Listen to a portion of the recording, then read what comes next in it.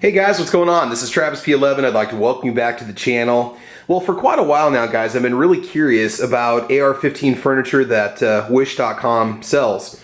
And I decided to go ahead and pick up one of their stocks. Now, what I purchased was just simply called the high quality black CTR gun stock shooting outdoor sports accessories. That's actually how it was listed. And supposedly I got what was called the updated version. So the reason why I bought this stock is because it looked very similar to Magpul. I wanted to do kind of a head-to-head comparison to actual Magpul products. Okay, so the stock on the bottom is a genuine Magpul MOE stock. I bought this at Cabela's many years ago. It's been on this Bear Creek Arsenal AR-15 for quite a while. Runs great, no issues whatsoever. Up above, we've got the imitation, I guess you could say, or Magpul style CTR stock that I purchased from Wish.com. This was $13, and it does have a bit of a substantial feel to it. I mean, just holding it up, it's very, very, very similar to Magpul. Now, something about this, in the pictures on Wish.com, there's no markings on it whatsoever. Okay, there's no logos on it whatsoever. Yet I got it in the mail today. By the way, I ordered this on August 3rd. And I just got it. It's delivered on September 4th. So it took a little over 4 weeks to show up. Well, I get it, and it's molded CTR, and it says Cage 1 LX50, okay? On the back, we have an actual Magpul logo, and that looks very much basically identical to a Magpul logo. On the left-hand side, it says Magpul Industries Corp. So what I'm going to do is go ahead and swap these two out and see how well this actually fits. This is supposedly designed for a mil-spec buffer tube. One of the complaints that people have about this stock in the reviews is that this little lever that gives you that extra tension, basically the reason why you buy that CTR stock, is supposed to give you a little more grip on that buffer tube.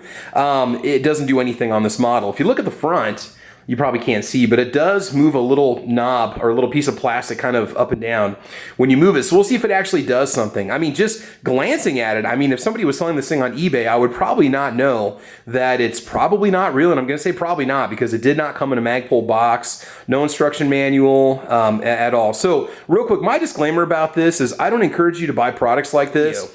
So if you buy a product like this, I mean, there's a couple things I want you to understand. First of all, you're not supporting American jobs and industry if you do so. Okay, now I'm not trying to be, you know, a complete hypocrite by doing this. I'm simply buying this because I was curious about it for the channel, okay? Magpul has got a ton of my money over the last 10 years or more, me buying stocks, furniture, PMags, apparel, DVDs, right? So I'm a dyed-in-the-wool Magpul fan, but I just absolutely had to see how this thing compares. The other thing to remember is there's no mention of a warranty really about this at all. I'm sure I could send it back to Wish, but I don't think you're going to get the lifetime guarantee out of this that Magpul puts on their products. Now, I know that the PMags have a lifetime warranty. Not 100% sure about the stocks, but Magpul has always stood behind their products. And the other thing to consider is in a true go-to-war situation and in a true bug-out situation or whatever, wouldn't you rather have a battle-tested, tried-true product on your firearm instead of something that you tried to save a couple bucks on online? So hopefully that's a convincing argument for you to stick with Magpul, support American industry, get good products. Now, Magpul's not the only great company out there. I love MFT. I'm a huge fan of Bravo Company. I support many different companies. But just out of curiosity, I had to see, is this thing going to fit? Is it going to work? Is the lever going to do anything? This is substantially cheaper than what you would pay for an authentic CTR stock, even one that you might find, say, used on eBay. Let me go ahead and take this off. We'll just kind of do a little head-to-head comparison. We're going to weigh them. But I am really, really shocked at how close it actually is to the original. The plastic feels very rigid, very solid. I highly doubt this is Magpul's proprietary, polymer blend. It is a very hard polymer, and it is very convincing, and that's something to keep in mind if you look for these accessories, say at swap meets, or you buy stuff, say online, you buy stuff on eBay, and so on. So let's go ahead and get the old one off. We'll just compare the two. I'm going to put the new one on, and we'll see how they kind of do head to head. Okay, the Magpul stock weighs in at about 9 ounces is what we're looking at there, okay? Let's go ahead and re-zero that. There we go. The Wish.com stock weighs in at basically 9 ounces. Although it seems to feel a little bit heavier, it's not. Again, the Wish.com piece of furniture is located on the left here, and this is going to get mounted on my 224 Valkyrie with my PSA lower. It's going to be kind of my workhorse lower that I'm going to try with a variety of different calibers. So just glancing at it, I mean, the moldings are very similar. Seems to be a little bit thicker plastic right here. And again, I know I'm not comparing CTR to CTR, but those of you that have the CTR stock, can you guys look and see how that compares? Is that about as thick? Or is it cut down more like what you see right here, okay? But I mean, overall, the height, the size, I mean, it's almost identical. Even the texturing on the plastic the different angles and the mold marks. It is, I would consider it an incredible knockoff, okay? I mean, even the plastic feels just as rigid. And again, this one has seen quite a bit of wear, but it's held up really well. And I believe this is still the original butt pad that came on this one. You can kind of compare the two together. A little bit different there.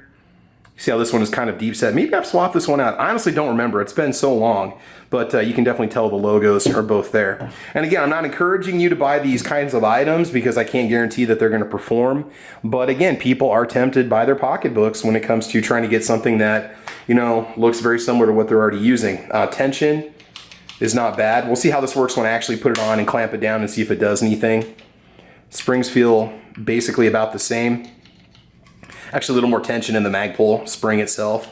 And again, I know they're not exactly the same thing, but as you can tell, I mean, man, wow, very, very similar. Yeah, and the little bolt here, your little plunger, does actually come out towards the bottom like this one does on the Magpul. Hey guys, one little detail that I overlooked, and I want to apologize. The Bear Creek Arsenal AR does have a commercial spec buffer tube on it. Bear Creek has long since switched over to mil spec buffer tubes, and unfortunately I was not able to get this stock, which is designed for a mil spec buffer tube, to go on the commercial spec buffer tube. As for this being the mil spec buffer tube, this is the PSA lower. It's their Classic or Freedom lower, and it does go right on. You do have your adjustability, which is really nice. But I do notice that you can't put it in the most forward position at all. You pull back, it locks. I thought maybe they would lock full forward like this. I thought most of your stocks do. This one does not. Also, this little lever, it doesn't do anything. It doesn't matter if I have it pulled down all the way. It still wiggles. You still have tension. You can still pull it right out. You know, with the lever in, it doesn't seem to add anything to it at all for tension. So it's just more for looks more than anything. So do keep that in mind. An authentic CTR stock, I believe, would put that tension on there that you need to prevent any kind of play or wiggle in that buffer tube. So do keep that in mind. So it will work.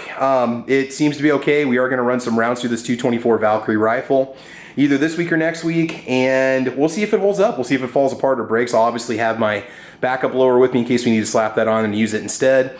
But it's okay for what it is, but I highly do recommend that you just stick with the original product. You stick with Magpul or other, you know, trusted brands, I guess I should say. So if you get this, you know, again, you're going to be kind of using it at your own risk, but it does fit. It will work, okay? And so I just wanted to get that out there right now and just show this off. So do be very careful when it comes to buying, you know, authentic Magpul products or not buying authentic Magpul products. Just because it says Magpul doesn't mean that it necessarily is. Yeah, I just looked at my Bear Creek one. It does say Magpul Industries on the other side, just like this one does too. So anyway, guys, that is it. That's my take on the Wish.com fake pull or Wish pull or whatever you want to call it, their version of Magpul. Now remember, it's not Wish that actually makes this. It's just sold through some generic vendor, and they've got multiple vendors on their website. And you'll have to kind of look around a little bit and see what they have if you're interested in this kind of thing. But otherwise, you know, it's up to you. It's your choice. So that's it, guys. Thanks for watching. Thanks for checking this out. Again, I was trying to be critical of this product because there are some bonuses to it. There's some positives. There's also some negatives. Keep that in mind. But in the meantime, guys, you can follow me on YouTube, Twitter, Instagram, Gunstreamer, gunchannels.com, UGEtube, guntube.org. Make sure you guys check out my podcast. It's called Caliber Corner. We're doing that on Mondays. Mondays from 6 o'clock to roughly 7:30 Central Time, 7 to 8:30 East Coast Time. We will be done before Never Enough Ammo's Guns and Geeks podcast takes off, so keep that in mind. But in the meantime, guys, got a lot more content coming your way. We're going to get the 224 Valkyrie out to the range and put some lead down field and see how well it runs. But in the meantime, guys, I want you to have fun. I want you to be safe. Like and subscribe, mash that bell. And as you know, we will talk to you soon. All right, y'all take care and have a great evening. Bye-bye.